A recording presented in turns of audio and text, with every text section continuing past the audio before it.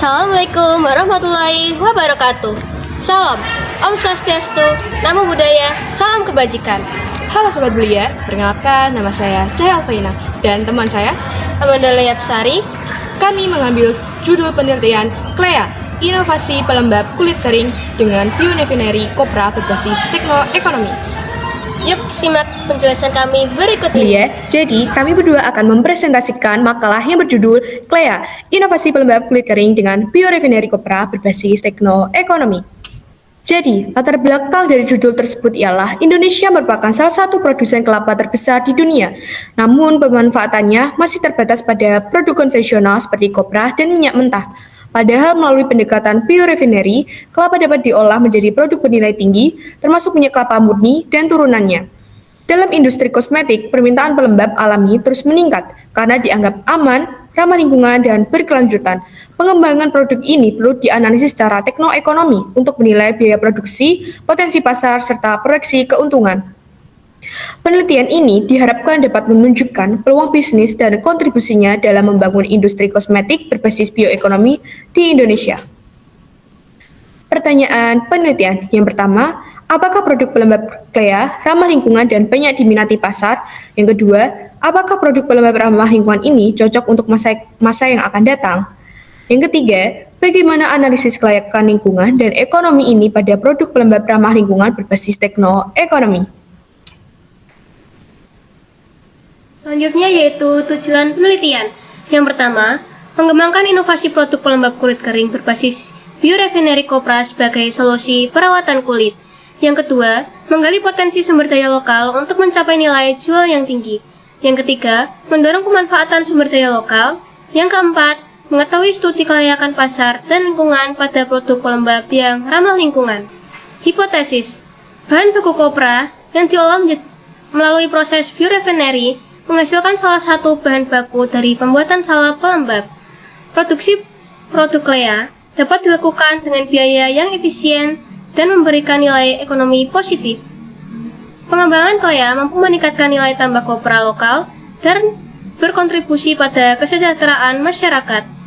Metodologi penelitian.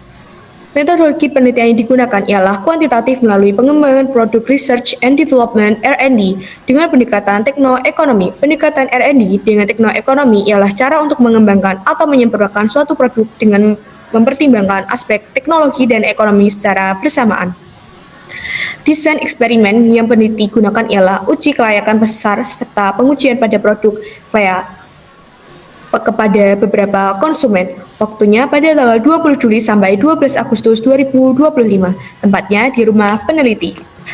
Hasil penelitian. Produk inovasi CLEA dinilai sebagai kosmetik ramah lingkungan karena berbahan sumber daya alam terbarukan dan tidak menimbulkan limbah pencemar. Tren kosmetik alami dan organik terus meningkat di pasar domestik maupun global, seiring kesadaran akan kesehatan dan keberlanjutan.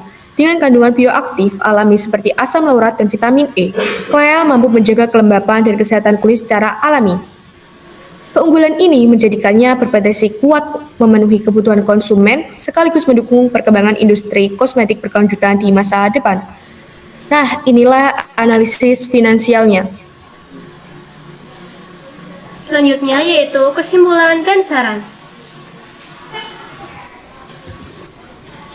Kesimpulannya, minyak kelapa murni atau VCO, hasil biorefinery berpotensi besar sebagai bahan pelembab kulit alami yang ramah lingkungan, kaya senyawa bioaktif, bernilai tambah tinggi, dan layak dikembangkan secara komersial. Produk ini mendukung konsep bioekonomi hijau sekaligus membuka peluang pasar yang luas bagi industri kosmetik berkelanjutan di Indonesia. Saran, yang pertama, pengembangan produk.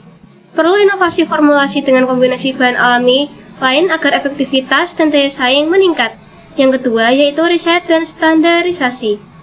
Lakukan penelitian menyeluruh terkait standar mutu, keamanan, serta uji klinis sesuai regulasi nasional dan internasional.